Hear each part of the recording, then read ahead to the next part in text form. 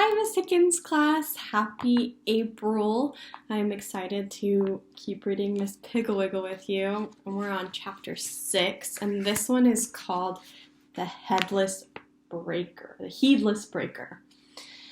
All right, it was such a beautiful spring day. It had been dark and rainy in the morning when Sharon left the house for school, but now at 3:15, the sun was shining. There was a nice little springy breeze to send the clouds tumbling, and the big old peach tree in the Rogers' front yard was covered with fat pink buds. Sharon Rogers said goodbye to her best friend, Mary Lou Robertson, banged open the front door and left it swinging, dropped her library book in the wet grass as she knelt down to hug her little Duchamp Missy, forgot her about the library book, went running up to the front door, banged it open and shut, tossed her galoshes and raincoat onto the floor of the hall closet, dashed into the living room to kiss her mother, didn't notice that her mother had company and was drinking tea, grabbed her around the waist from behind in a big bear hug, which sent the teacup flying across the room, where it hit a little table and broke into a dozen pieces, and it sprayed tea all over the rug. Mrs. Rogers sighed as she kissed Sharon and said, "Sharon, dear, please try to be more careful. I love to have you hug me, but won't you please look first to see if I have a cup of tea in my hands? Now, say how do you do to Mrs. Green and run and get the dishcloth." Sharon's sweet blue eyes filled with tears, and she said, How do you do, Mrs. Green? Oh, Mother, I forgot. I'm so sorry." Her mother said, "I'm sure you are, dear. Now hurry and get the dishcloth before the tea dries and stains the rug." Sharon ran to the kitchen, and Mrs. Rogers sighed as she picked up the pieces of the broken cup. This was the 11th cup Sharon had broken this week, to say nothing of the 7 plates. 4 vases, a blue sugar bowl, and a mirror shattered the week before. There was a splintering crash from the kitchen. Mrs. Rogers excused herself to Mrs. Green and, still carrying the pieces of broken cup, hurried to the kitchen. She found Sharon sitting in the middle of the floor, surrounded by broken spice jars and spilled spices. The little old spice cupboard, which Mrs. Rogers had inherited from her grandmother, was clinging to the wall by one nail, empty and with one of its fragile shelves splintered. Mrs. Rogers said, "What in the world happened? I thought I sent you for the dishcloth." Sharon said, "Well, the dishcloth was hanging on the little rack by the spice cupboard, and I was reaching for it when I remembered the hard candy you keep up there on that high shelf. So I climbed up on the stove and just put one foot on the spice cupboard, and I didn't know it would break. I'm sorry, Mother."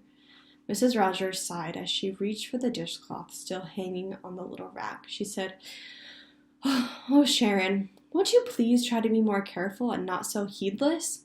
Now, pick up this mess and go up and change your clothes. Your cookies and milk are on the table."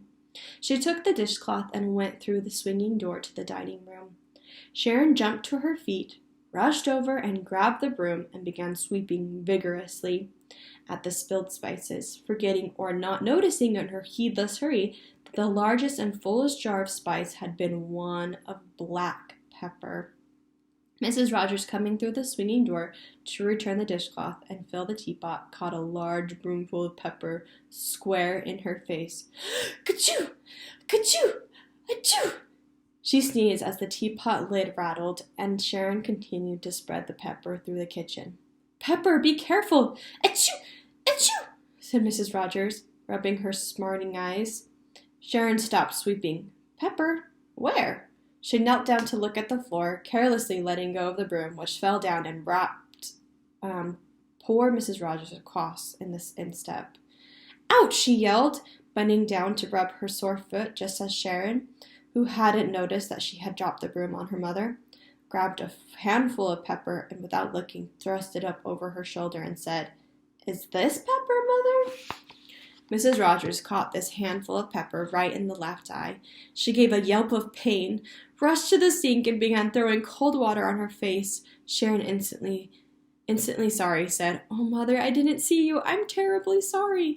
Mrs. Rogers said, "Go upstairs before I lose my temper." "Well, you don't have to be so cross about it," Sharon said, banging open the swinging doors, which caught Mrs. Green, who was just coming out to see if she could help, between the eyes and knocked her off her rimless spectacles. "My heavens, what happened?" said Mrs. Green, who couldn't see without her spectacles. "Oh, I'm so sorry," said Sharon.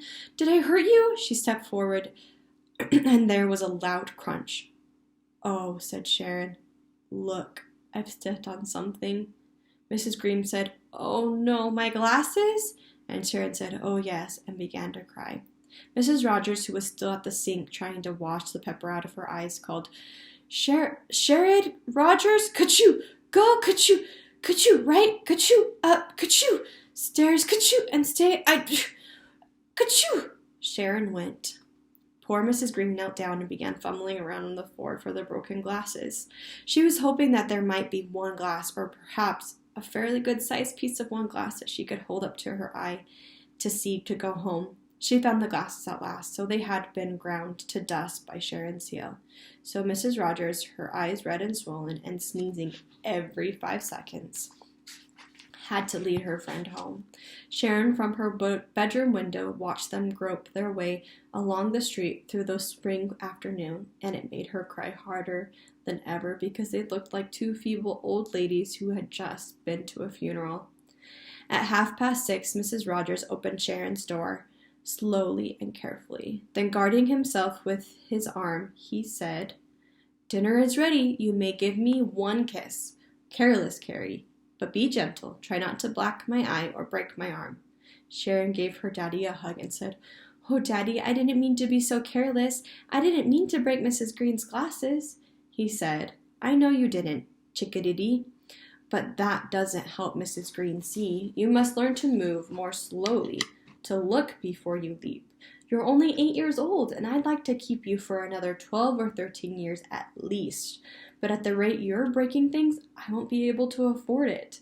Let's see, last week you broke 11 cups, which are 52 weeks in a year, and 52 times 11 is 572 cups a year. And we have at least 12 more years to go. That would be 6,874 cups. Wow." They went down to dinner, and Sharon was very careful and didn't jerk her chair or bang the table as she went down. When she cleared off the table, she moved slowly and carefully and only spilled a little French dressing in her mother's lap. She continued to be very careful while she was helping with the dishes, and as a result, didn't chip or break a single thing. When the last dish was dried and the dish towels were hung up, her mother gave her a kiss and said that she was awfully sorry about the mishaps of the afternoon, and now to give her father a kiss and hurry to bed. Sharon was so happy that she had not been heedless that she rushed into the den to tell her father, forgot that the door stuck, gave it a hard jerk, slipped on the rug, fell against the hall table, and knocked over and broke the little red Chinese bowl of white. Mrs. Rogers cried. The red bowl had been a wedding present. Mr. Rogers shouted because the carpenter who was supposed to have fixed the door charged so much and didn't do anything, and Sharon cried because her heedlessness had spoiled the whole evening for her mother and father. After Sharon had gone to bed, Mr. and Mrs. Rogers sat up very late worrying about Sharon's heedlessness. Mrs. Rogers thought perhaps Sharon should have dancing lessons to make her more graceful. Mr. Rogers thought she would have a sound spanking every time she broke anything. Mrs. Rogers thought that elocution classes were what Sharon needed to give her poise. Mr. Rogers thought Sharon should pay for everything she broke out of her 25 cents a week allowance. Mrs. Rogers wondered if Sharon's eyes needed testing. Mr. Rogers said that he thought that a good sound spanking and paying for everything she broke was the solution. Mrs. Rogers said that she had heard that trouble with the inner ear affected children's balance. Perhaps this was a result of the chicken pox. Mr. Rogers said that as Sharon had the chicken pox 4 years ago, had only been a heedless breaker for 2 weeks, he thought, and that the theory was ridiculous. He thought a good sound spanking, paying for everything broken, and not going to the moving picture show on Saturday afternoon was the right answer.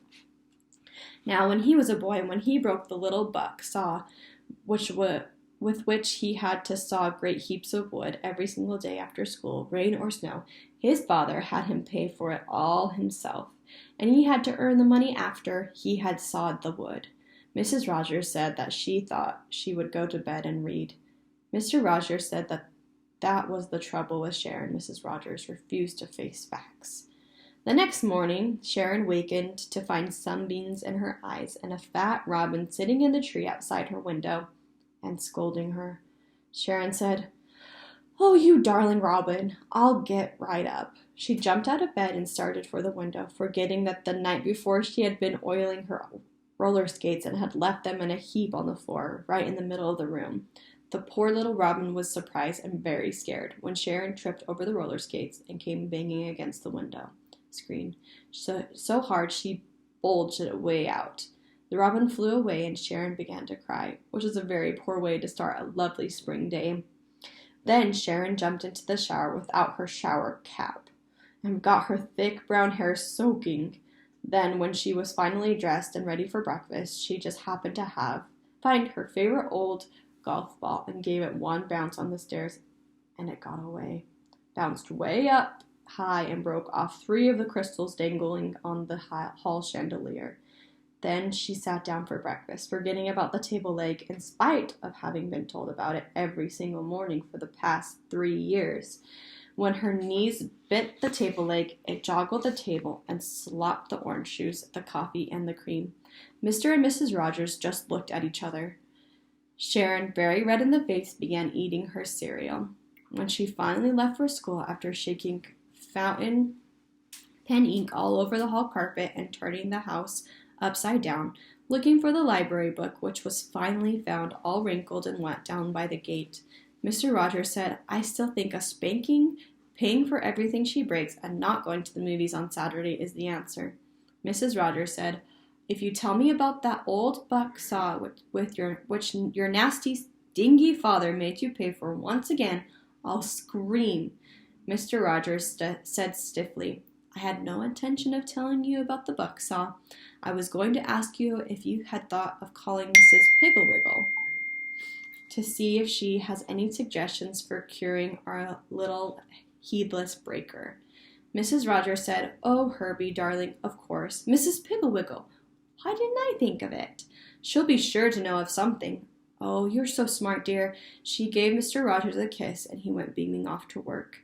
When Mrs. Piggle-Wiggle heard about Sharon's heedlessness, she said, "Oh, I have just the thing for that. It's a magic powder which you sprinkle in a heedless breaker's bed. The magic powder is absorbed during the night, and the next morning when Miss Heedless Breaker gets out of bed, she will find that she can only move very, very slowly. I'll send you enough for 2 days, which should do the trick. Let's see, this is Thursday. I'll send the powder over tomorrow afternoon. Goodbye, Mrs. Rogers." And don't worry, Mrs. Piggle-Wiggle hung up. Mrs. Rogers called Mr. Rogers right away to tell him that Mrs. Piggle-Wiggle had said. Mr. Rogers said, "Sounds fine, but if that doesn't work, I still think my method should be tried." A good sound spanking would at least make Sharon careful about sitting down. He laughed callously. Mrs. Rogers said, Don't be late tonight, dear. We're having cheese souffle." That afternoon, in spite of great precautions on Mrs. Rogers' part, Sharon tipped over her milk, stepped on Missy's foot, broke a basement window, and stepped hard on 2 poor struggling shoots of Mrs. Rogers' most prized flowers. With each little accident, Sharon seemed truly repentant and promised tearfully to be more careful. But in 5 or 10 minutes, crash, bang, and something else would be broken. Just before dinner, she whizzed up to the back steps to take off her roller skates, of course, didn't look behind her, and sat down, splash in Missy's water dish. Mary Lou Robertson laughed until tears ran down her cheeks, but Sharon was mad. She ripped off her skates, threw them on the porch, and stamped upstairs to her room. When Mr. Rogers came home early because of the cheese souffle and found that it wasn't quite ready, he decided to do a little pruning. So grabbed the pruning shears and with his cutting eye aimed toward anything in the garden showing signs of life. He threw open the back door, strode out into the spring evening, tripped over Sharon's roller skates, took a flying leap off the porch, landed with one foot in the garbage can and the other on the rake, which Sharon had left lying by the steps after retrieving her ball. From the porch roof, as he stepped on the tines of the rake, the handle came up and hit him smartly in the nose. Mr. Rogers was so mad he roared, "Marjorie! Sharon! Marjorie! Sharon!" When Sharon timidly opened the back door, he pointed at the roller skates and said, "Did you leave those skates there? Did you leave this rake here?"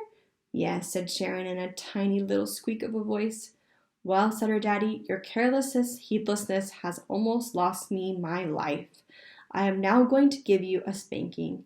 And he did. And so dinner was a snuffling, red-eyed meal filled with cold looks and long silences, and the cheese souffle, which was delicious. Mrs. Rogers was secretly pleased to note that Friday, in spite of Mr. Rogers' spanking, Sharon seemed more heedless than ever. She dropped the waffle iron and tipped over the syrup at breakfast. She banged through the swinging door into her mother, who was carrying a platter of sausages, so that the sausages flew through the air like little planes, and a big blob of grease landed on Sharon's bangs. She turned on the water in the kitchen sink so hard it sprayed all over her clean midi blouse and soaked the front of her nice clean pleated skirt. She banged the front door so hard the house shook, and Mrs. Rogers knew flowers fell off the windowsill, and the pot broke into a million pieces, and dirt scattered all over the hall. The last the Rogers saw of their daughter, she zoomed through the front gate on one roller skate, banged into Mary Lou, who was waiting for her, so that Mary Lou went flouncing off to school alone, took off the roller skate, tossed it over the fence into a bed of flowers, and ran after her best friend. Mr. and Mrs. Rogers watched her until she rounded the corner. Then they went back to the breakfast table and had another cup of coffee. Mr. Rogers said, "If Mrs. Piggle-Wiggle's magic powder doesn't work, I think we should move into an old bomb shelter until Sharon grows out of this awful heedless breaker stage." Mrs. Rogers said, "I still think that dancing lessons might be the answer." Mr. Rogers laughed. He said, "Yeah, I can just see her leaping around, kicking the teacher in the eye, and knocking down the other students. The only difference would be that she'd be busting things to music." They both laughed. About 4:30 that afternoon, Larry Gary brought Mrs. Rogers a package from Mrs. Piggle-Wiggle. Inside the package was a small can, like a talcum powder can, with holes in the top. The can was marked "Cure for Heedless Breakeritis," and the directions said, "Sprinkle powder thoroughly over heedless breaker's bed. Use 2 nights in succession." Mrs. Rogers, who had been waiting for the powder before making Sharon's bed, ran upstairs, threw back the covers, and dusted the entire bottom sheet with the powder. There wasn't much left when she got through, but she thought, the first day is the most important anyways. That night, Sharon went to bed, having no idea what was in store for her, and slept soundly. But both Mr. and Mrs. Rogers were restless and nervous, and dreamed terrible dreams about magic and their poor little girl. When Sharon woke up the next morning, she was very surprised to find both her mother and her father standing by her bed, staring at her. "How do you feel?" they asked anxiously. "Sleepy," said Sharon, and yawned very slowly. "Hurry and get dressed," said her mother. "I'm going to make French toast." "Goody," said Sharon, and started to leap out of bed. Instead of leaping, she was very surprised to find herself moving like a queen, slowly and regularly. Her body felt very, very heavy, but smooth and sort of floaty. It was very pleasant. Sharon's casual custom in the morning was to jerk her drawers so hard they almost always came all the way out and dumped everything on the floor. This morning she went over to her bureau, to get some clean socks, reached for the drawer handles, and was surprised to see how slowly and how carefully her fingers grasped them. She tried to jerk the drawers out, but her arms moved back slowly, and the drawer pulled out gently and just far enough for her to be able to reach her socks without any trouble. When she had finished, when Sharon sat down in her little rocking chair to put on her socks, she found that she moved slowly and as thoroughly and through controlled by strings like a puppet. Usually Sharon jammed her feet into her socks so hard that often her toes would go poking right through the end. This morning her foot wouldn't poke. It moved forward slowly and gracefully, and Sharon found herself pulling on her socks with as much care as her mother put on her nylon stockings. Her socks looked nice too. The tops were turned down and even, and the heels were on her heels, not in front as they often were. It actually didn't take Sharon any longer to dress this new careful way, because she didn't have to stop and get other socks after poking holes in the first ones, and she didn't have to stop and cry and rub her knees, her toes, or elbows after tripping over, bumping into, or knocking down the furniture. She saw her old golf ball on her desk and carried it down to breakfast, but she didn't bounce it on the stairs because she was moving slowly and had time to remember what had happened before and how it had bounced and broken her mother's crystal chandelier. When she walked away slowly into breakfast, carefully pulled out her chair, sat down gracefully without bumping the table leg, and daintily unfolded her napkin, her mother and father looked at each other and beamed. Breakfast was a gracious, quiet, pleasant meal, and the French toast was delicious. After breakfast, Sharon washed the dishes for her mother, and her new, slow, careful way of doing things made it seem like an easy job. She was through in no time, with nothing broken and everything put away in the right place. Her mother was so surprised and pleased when she opened the icebox door to find that Sharon had not, as with her usual practice, put in big plates with tiny dabs of food on them, had not balanced the syrup jug on a glass of milk, and had not crowded things so that when Mrs. Rogers opened the door, at least 3 dishes jumped out of her and crashed.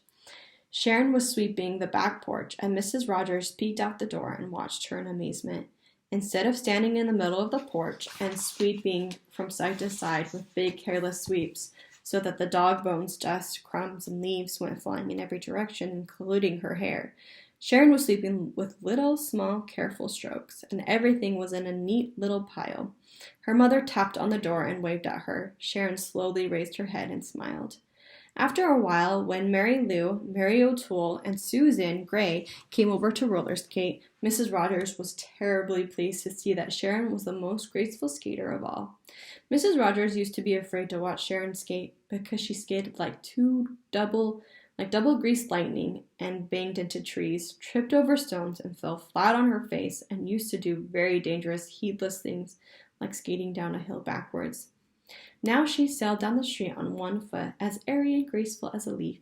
She even won when they had a race because her strokes were long, and she watched where she was going and avoided rough places. When she came in for lunch, Mrs. Rogers almost fainted to see her carefully unlatch and open the gate, then close it after her. She was carrying her roller skates, and she put them in the hall closet where they belonged, instead of tossing them on the porch. At lunch, instead of gulping a mouthful of hot soup, giving a yell, and spraying it around the kitchen, Sharon waited a little for the soup to cool, then ate it slowly and daintily. When she had finished, she said to her mother, "You know, Mother, I feel so funny today, sort of slow and floaty, and everything seems so easy. I don't bump into things, I haven't broken a single thing, and I can roller skate beautifully." Mrs. Rogers said, "I've noticed it, Sharon. You move slowly and gracefully like a queen. It must be that you had a very restful sleep last night."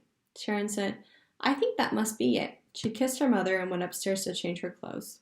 Instead of whamming through the swinging door so that it clanged against the wall on the other side, clumping up the stairs and crashing open the door of her room, Sharon slipped through the swinging door, went up to the stairs on tiptoes, and gently clicked open the door of her room. Mrs. Rogers had tears of joy in her eyes as she got out all of her nice little knickknacks and put them back on the shelves and tables. She even called Mrs. Green and explained the wonderful change in Sharon and invited her over for tea. Mrs. Green came, but she approached the Rogers house warily. and with great caution as though it were a bomb. Sharon was just leaving for the moving picture show, but she stopped and greeted Mrs. Green, apologized again for breaking her glasses, and was so quiet, gentle, and charming that Mrs. Green couldn't believe it was Sharon, and thought that probably it was really a secret twin sister. When Mrs. Rogers explained about Mrs. Piggle-Wiggle's magic powder, Mrs. Green was terribly interested and asked if she could borrow a little to use on her husband when he played golf. If he misses a shot, she told Mrs. Rogers, he roars like a lion and breaks the clubs over his knee. He's broken 2 sets already, and it's only April. Mrs. Rogers ran upstairs to get the magic powder because she knew she wouldn't need it anymore. All right, that was chapter 6. I'm excited to read chapter 7 with you. Have a great day.